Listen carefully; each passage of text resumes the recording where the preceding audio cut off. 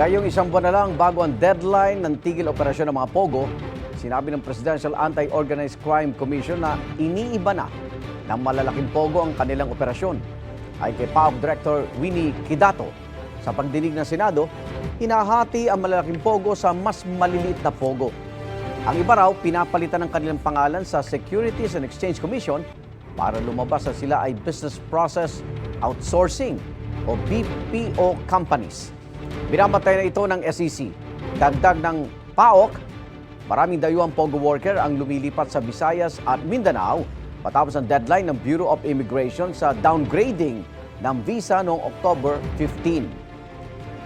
Pakipagpulong daw ang PAOK sa ibang ahensya para maresolba ang mga issue kaugnay sa POGO.